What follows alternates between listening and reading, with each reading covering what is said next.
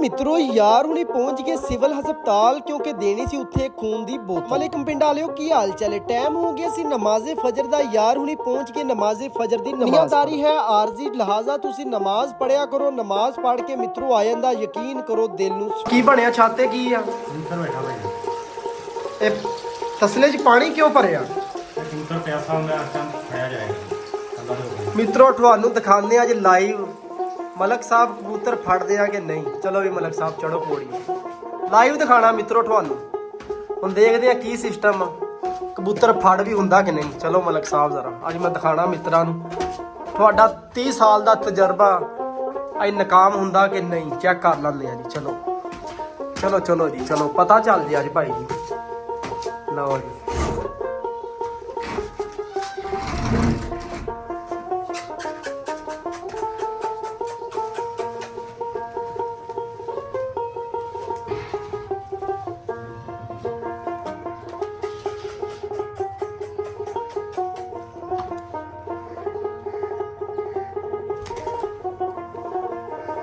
ਹਾਂਜੀ ਭਾਈ ਜੀ।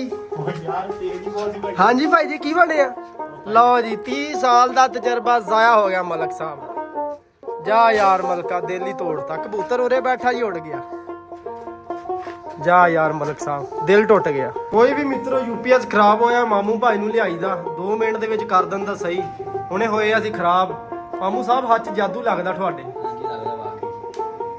ਮੈਨੂੰ ਯਾਦ ਆਇਆ ਕਾਰੀ ਭਾਈ ਨੇ ਮੈਨੂੰ ਕਿਹਾ ਸੀ ਕਿ ਭਾਈ ਪੱਠੇ ਆਈ ਤੂੰ ਵੱਢਨੇ ਆ ਮੇਰੇ। ਮੈਂ ਕਿਹਾ ਓਕੇ ਕਰ ਯਾਰ। ਕਾਰੀ ਭਾਈ ਗਿਆ ਤਰੋ ਫਿਰ ਲਿਆ ਕੇ ਖਿਲਾਰਤੀ ਕਾਰੀ ਭਾਈ ਦੀ ਰੇੜੀ ਜਿੱਥੋਂ ਵੱਢਨੇ। ਅੱਜ ਮੈਂ ਪੱਠੇ ਆ ਖੜੀ ਆ ਰੇੜੀ ਸਾਹਮਣੇ, ਦੇਖਾਂ ਤੇ ਖੜਾ ਬੱਚੀ ਦੀਆਂ ਮਿੱਤਰੋ ਵੱਢਣੀਆਂ ਸੀ 3-4 ਪੰਡਾ। ਯਾਰ ਹੁਣੀ ਹੋ ਗਏ ਸ਼ੁਰੂ ਮਿੰਟੋ ਪਹਿਲਾਂ। ਮੈਂ ਕਿਹਾ ਯਾਰ ਜਲਦੀ ਜਲਦੀ ਚਲੀਏ, ਫਿਰ ਹੋ ਜਾਣੀ ਆ ਧੁੱਪ ਬਹੁਤੀ। ਘੰਟੇ ਬਾਅਦ ਦਿਖਾਵਾਂ ਤੇ ਕਾਫੀ ਜੋਂਦਰੀ ਵੱਢ ਲਿਆ। ਮੈਂ ਕਿਹਾ ਇੰਨੇ ਕਿ ਨਾ ਹੋ ਜਾਏਗਾ ਗਜ਼ਾਰ। ਚੱਲਦੀ ਪਈ ਆ ਮਾਸ਼ਾਅੱਲਾ ਠੰਡੀ ਠੰਡੀ ਹਵਾ। ਚੈੱਕ ਕਰੋ ਕਿਵੇਂ ਸਬਜ਼ ਸਬਜ਼ ਹਰਿਆਲੀ ਹਿਲਦੀ ਪਈ। 20 ਮਿੰਟ ਦੇ ਵਿੱਚ ਚੈੱਕ ਕਰੋ ਜੀ, ਯਾਰਾਂ ਨੇ ਭਰਤੀ ਰੇੜੀ ਜੋਂਦਰੀ ਦੇ ਨਾਲ। ਤਰੋ ਯਾਰਾਂ ਨੇ ਆਪਣੀ ਪਰਾਡੋ ਨੂੰ ਮਾਰੀ ਸਲਾਮ। ਮੈਂ ਕਿਹਾ ਚੱਲੀਏ ਹੁਣ ਯਾਰ ਕਾਰੀ ਭਾਈ ਦੇ ਡੇ। ਯਾਰ ਹੁਣੀ ਪਹੁੰਚੇ ਫਿਰ ਆਪਣੇ ਸੋਹਣੇ ਪਿੰਡ। ਨਾਲ ਹੀ ਆ ਗਿਆ ਮੈਨੂੰ ਫੋਨ, ਕਹਿੰਦੇ ਯਾਰ ਜਾਣਾ ਸ਼ਹਿਰ ਖੂਨ ਦੀ ਬੋਤਲ ਦੇ। ਪਿੰਡ ਵਾਲਿਆਂ ਦਾ ਬਹੁਤ ਹੀ ਜ਼ਿਆਦਾ ਹੈਗਾ ਇਖਲਾਕ ਆਪਸ ਦੇ ਵਿੱਚ, ਜਿਹਨੂੰ ਚਾਹੀਦਾ ਹੋਵੇ ਜਿਹੜਾ ਮਰਜ਼ੀ ਖੂਨ ਬੰਦਾ ਦੇ ਦਿੰਦੇ। ਯਾਰ ਹੁਣੀ ਪਹੁੰਚ ਕੇ ਸਿਵਲ ਹਸਪਤਾਲ ਸਰਗੋਦਾ। ਮੈਨੇ ਦੇਖਣਾ ਤੇ ਇੱਕ ਭਾਈ ਦਾ ਹੁੰਦਾ ਪਿਆ ਜੀ ਖੂਨ ਚੈੱਕ। ਥੋੜੀ ਜੀ ਦੇਰ ਬਾਅਦ ਹੋਣਾ ਯਾਰਾਂ ਦਾ ਖੂਨ। ਮਿੱਤਰੋ ਬਹਿ ਕੇ ਕਰਦੇ ਪਿਆ ਜੀ ਵੇਟ, ਕਿਉਂਕਿ ਮਿੱਤਰੋ ਖੂਨ ਚੈੱਕ ਹੁੰਦਾ ਫਿਰ ਨਾਲ ਹੀ ਉਹਦੇ ਸੈਲਸ ਦੇਖਣੇ ਹੁੰਦੇ ਆ ਕਿ ਪੂਰੇ ਆ ਕਿ ਨਹੀਂ। ਬੋਤਲ ਅਲਹਮਦੁਲਿਲਾ ਮੈਂ ਦੇਤੀ ਸੀ, ਨਾਲ ਹੀ ਅੱਗੇ ਹਾਜ਼ਰ ਖਿਦਮਤ ਹੋ ਗਏ। ਜੂਸ ਖੂਨ ਦੀ ਬੋਤਲ ਦੇਣੇ ਤੋਂ ਬਾਅਦ ਬੰਦੇ ਨੂੰ ਜੂਸ ਪੀਣਾ ਚਾਹੀਦਾ। ਬੋਤਲ ਮਿੱਤਰੋ 120 ਦਿਨ ਮਤਲਬ 3 ਮਹੀਨਿਆਂ ਦੇ ਵਿੱਚ ਇੱਕ ਵਾਰੀ ਤੁਸੀਂ ਵੀ ਲਾਜ਼ਮੀ ਦਿਆ। ਸੋਹਣੇ ਸ਼ਹਿਰ ਸਰਗੋਦਾ ਦਾ ਹੈਗਾ ਰਾਸ਼ੀ। ਦੱਸੋ ਅੱਜ ਕਮੈਂਟ ਦੇ ਵਿੱਚ ਮੈਂ ਕਿਹੜੀ ਜਗ੍ਹਾ ਫਿਰ ਰਿਹਾ। ਕੋਈ ਮਿੱਤਰੋ ਮੇਰੀ ਸ਼ਹਿਰੋਂ ਵਾਪਸੀ ਟਾਈਮ ਹੋ ਗਿਆ ਸੀ ਨਮਾਜ਼ੇ ਅਸਰ ਦਾ। ਮੈਂ ਕਿਹਾ ਯਾਰ ਜਲਦੀ ਜਲਦੀ ਚੱਲੀਏ ਨਮਾਜ਼। ਟਾਈਮ ਖੂਬਸੂਰਤ ਪਿੰਡ ਦੇ ਮੇਨ ਬਾਜ਼ਾਰ ਦੇ ਵਿੱਚ ਲੱਗ ਜਾਂਦੀਆਂ ਸਪਾਈਸੀ ਜੇ ਦਹੀਂ ਭੱਲੇ, ਨਾਲ ਲੱਗ ਜਾਂਦੀਆਂ ਗੋਲ ਗੱਪੇ। ਭਾਈ ਨੇ ਮੇਰਾ ਕੀਤਾ ਸ਼ੁਕਰੀਆ ਦਾ, ਕਹਿੰਦਾ ਯਾਰ ਸੁਬਾ ਤੂੰ ਪੱਠੇ ਵੜ ਤੇ ਤੇਰੀ ਬੜੀ ਮਿਹਰਬਾਨੀ। ਮੈਂ ਕਿਹਾ ਕੋਈ ਗੱਲ ਨਹੀਂ ਕਾਰੀ ਭਾਈ।